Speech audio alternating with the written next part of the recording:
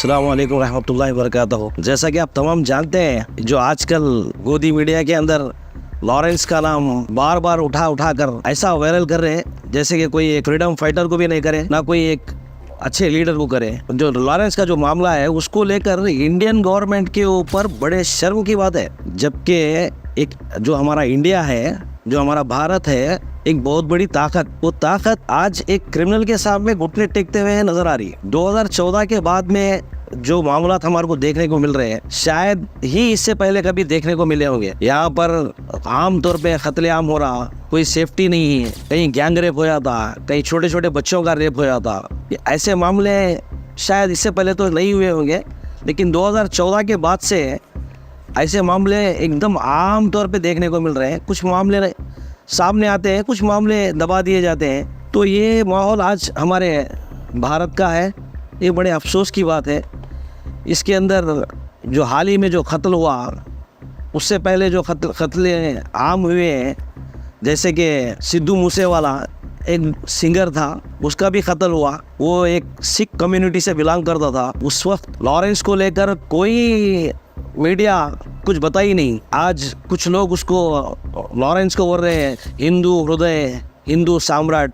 बड़े शर्म की बात है बोलने वालों को और इस वफाओं को फैलाने वालों को। इसके अंदर सबसे बड़ी फेल्यूर जो है ना, नाकामी भी हमारे जनाब अमित शाह साहब की बड़ी नाकामयाबी है। जबकि इतने सारी चीज़ें हमारे पास है, हमारे पास इंटेलिजेंसी है, रॉ है, इसके बावजूद भी ऐसे क्रिमिनल्स जेल के अंदर बैठ के अपने कामों को अंजाम देते हैं। ये बड़े शर्म और अफसोस की बात है। इसको समझना हर एक की जिम्मेदारी है। इसके लिए हर कोई अपनी आवाज़ उठाए। जैसा कि आप जानते हैं, ये लॉरेंस जो है, इस सिद्धू मूसेवाला का कत्ल किया। कब किया? 29 मई 2022 को। और इसके लिंक पाकिस्तान के कुछ अंडरवर्ल्ड डॉन के साथ में भी है, उनके यही मीडिया वाले बता रहे हैं। इसके बावजूद गवर्नमेंट, जुडिशरी कंप्लीटली फेलियर। इसके ऊपर कुछ ना कुछ एक्शन लेकर जो बेगुनाह लोग हैं, जिसको इसने ठगा है, एक ड्रग्स सप्लाई करने वाले को आज हिंदू सम्राट बोल के जो लोग बोल रहे हैं, ये बड़े शर्म की बात है।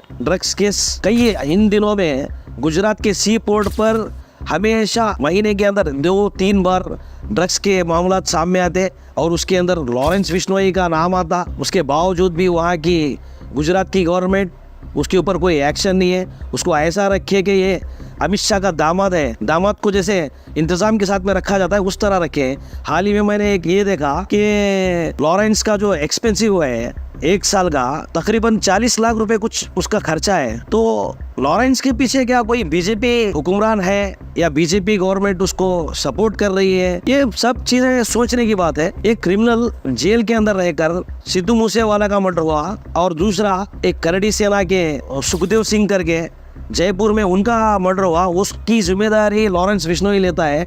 और ये सारी चीजें जुडिशरी और पुलिस, इंटेलिजेंस सबको मालूम है, उसके बावजूद भी कुछ एक्शन नहीं हो रहा। तो इसका सीधे ये समझ में आता है कि ये टारगेट करने के लिए एक बिश्नोई का नाम चल रहा है। तो ये बड़े अफसोस की बात है। आज पिछले हफ्ते जो बाबा सिद्दीकी, 12 अक्टूबर को बाबा सिद्दीकी का जो मर्डर हुआ, वो मर्डर के अंदर लॉरेंस बिश्नोई का नाम आने के बाद में गोदी मीडिया सिर्फ एक दिन का प्राइम वीडियो नहीं चला सकी। बड़े अफसोस की बात है। मीडिया हमारे भारत के आईन का एक पिलर है। ऐसी मीडिया जो सच को सामने लाए, वो छोड़कर जाति मफाद के लिए, मोदी अमित शाह के वाहवाह के लिए आज मीडिया चल रहा है। हाल ही में एक यूपी में एक हादसा हुआ। एक मिश्रा नाम का लड़का एक मुसलमान के घर के ऊपर चढ़ के हरा झंडा उतार के भगवा झंडा लगाया। तो भगवा झंडा लगाने के बाद में वहाँ कुछ मामला हुए, वो बच्चे का कत्ल किया गया, मिश्रा का। मैं ये नहीं बोल रहा कि मिश्रा का कत्ल किया अच्छा किया, मैं उसकी मुखालिफत करता हूँ। जो लड़के मारे हैं उनको सख्त से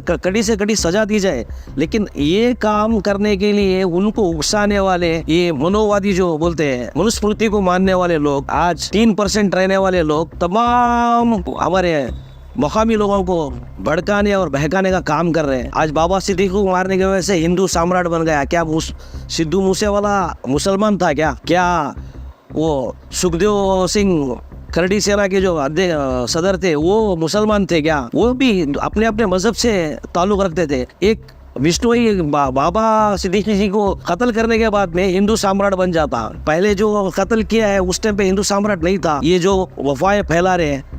और दूसरी बात, कुछ सोशल मीडिया पे, फेसबुक पे कुछ लोग इतनी बुरी तरह से नफरत को फैला रहे हैं, मैं समझता हूँ इस नफरत के अंदर ये खुद को ना गारत कर ले। और दूसरी बात, मैं कर्नाटक गवर्नमेंट से और परमेश्वर जी से एक रिक्वेस्ट करता हूँ ट्रू मीडिया के ज़रिए, जो ऐसे सोशल मीडिया के अंदर, फेसबुक सोशल मीडिया हो या ऐसे दूसरे इलेक्ट्रॉनिक जो भी सोशल मीडिया है, उसके अंदर जो नफरत फैलाने वाले साइट्स है या चैनल्स है, एक रॉक टीवी बोल के मैं देखा, वो इतनी नफरत फैला रहा है। तो ऐसे लोगों को इमीडिएट ज़रूरी है कि उसको रोक दिया जाए, उनके ऊपर कार्रवाई किया जाए, और ऐसे चीज़ों को फैलने से जहाँ की भी गवर्नमेंट है उसको अब काम करने के लिए बहुत काम करना ज़रूरी है।